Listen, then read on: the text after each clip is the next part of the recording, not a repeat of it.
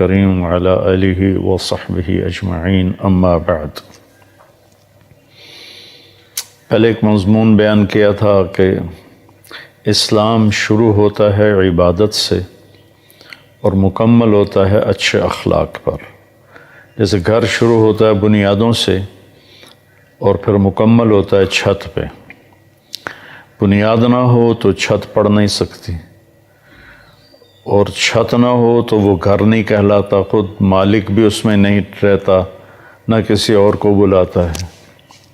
تو اسلام کی بنیاد ہے کلمہ، نماز، روزہ، حج، زکوٰۃ، اور عقائد کے لحاظ سے اللہ پر ایمان، فرشتوں پر ایمان، کتابوں پر ایمان، رسولوں پر ایمان، موت کے بعد کی زندگی، جنت دوزخ پر ایمان۔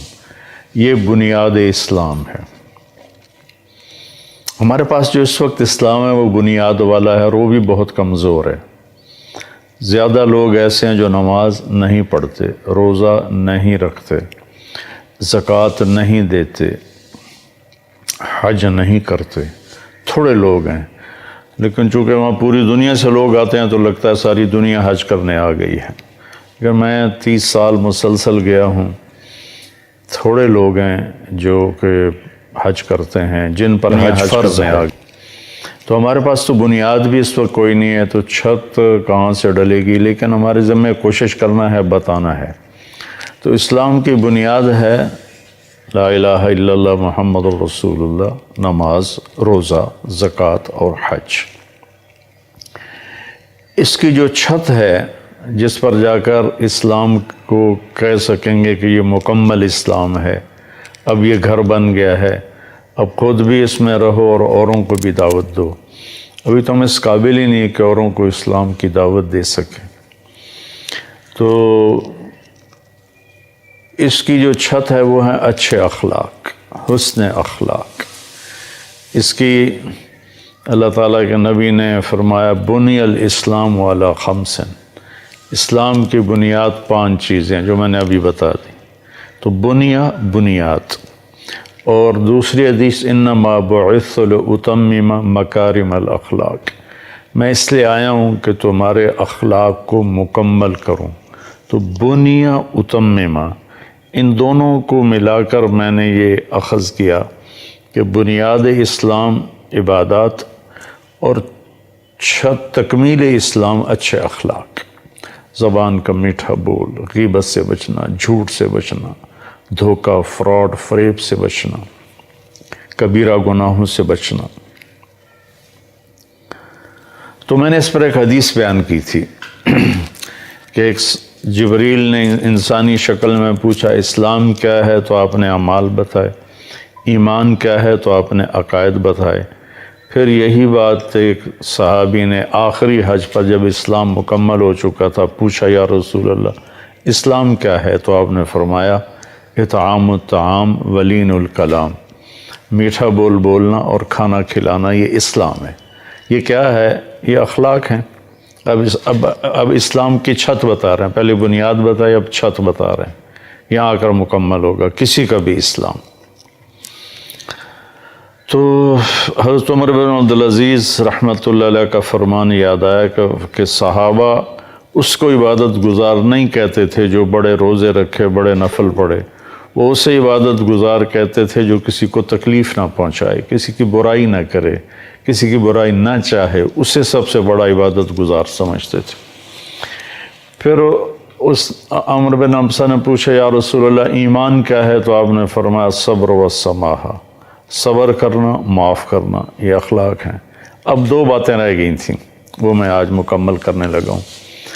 پوچھا یا رسول اللہ ای الاسلام افضل، سب سے اعلیٰ درجے کا اسلام کیا ہے؟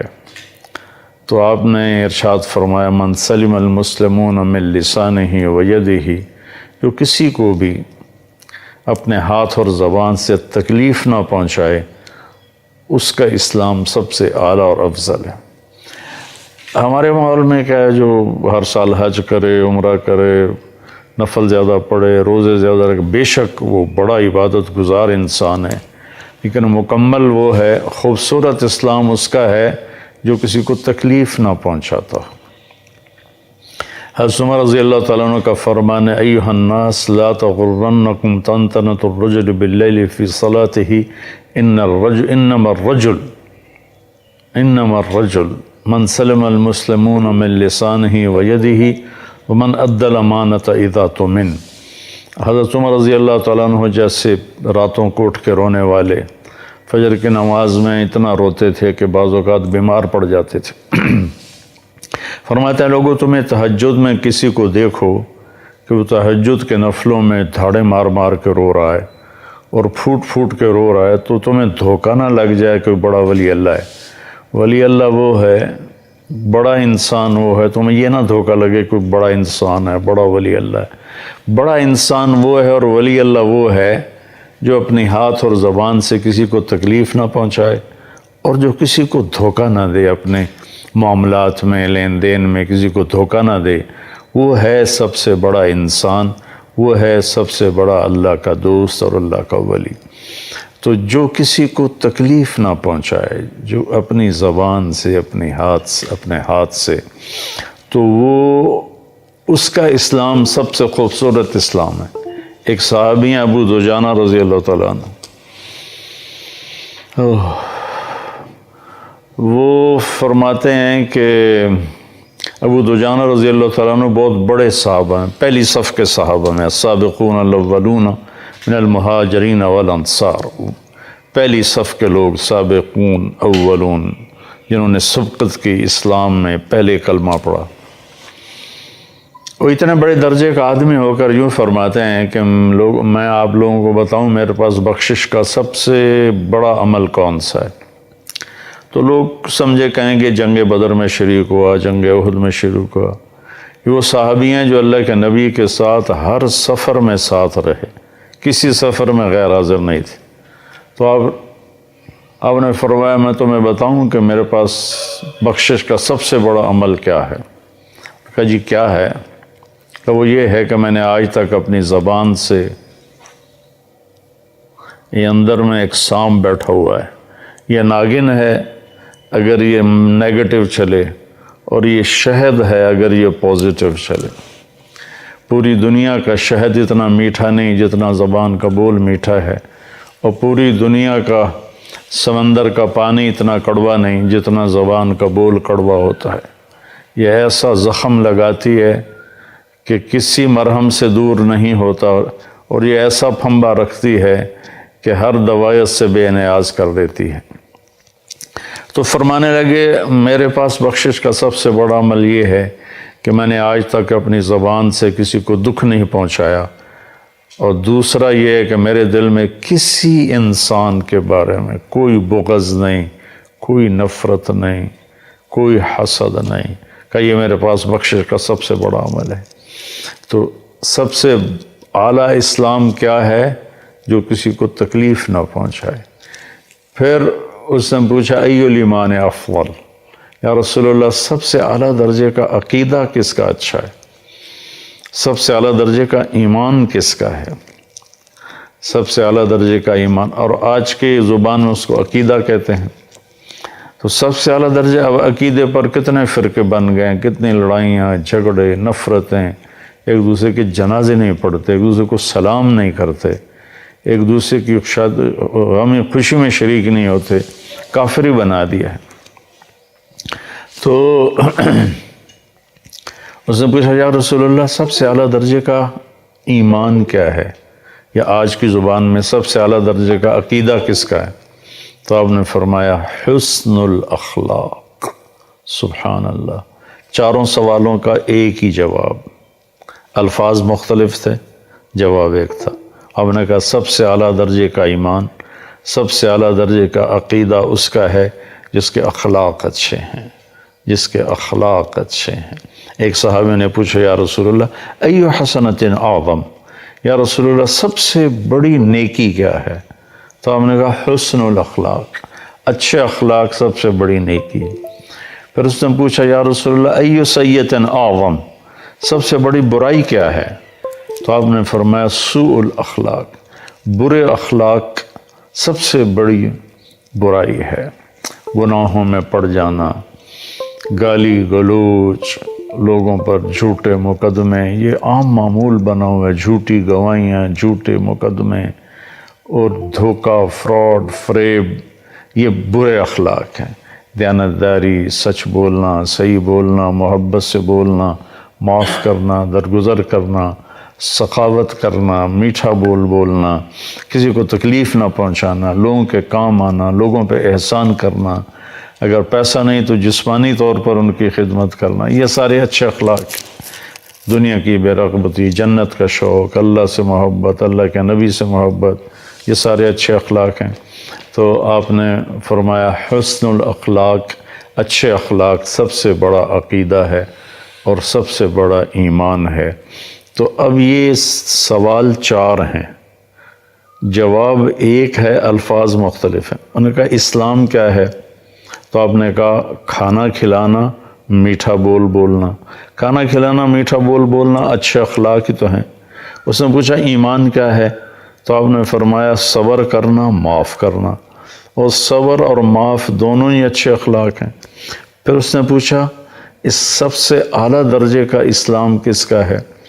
تو آپ نے فرمایا جو کسی کو تکلیف نہ پہنچائے، جو اپنے ہاتھ اور زبان سے کسی کو تکلیف نہ پہنچائے، یہ بھی اچھے اخلاق ہیں۔ پھر اس نے پوچھا کہ سب سے اعلیٰ درجے کا ایمان کس کا ہے، عقیدہ کس کا ہے؟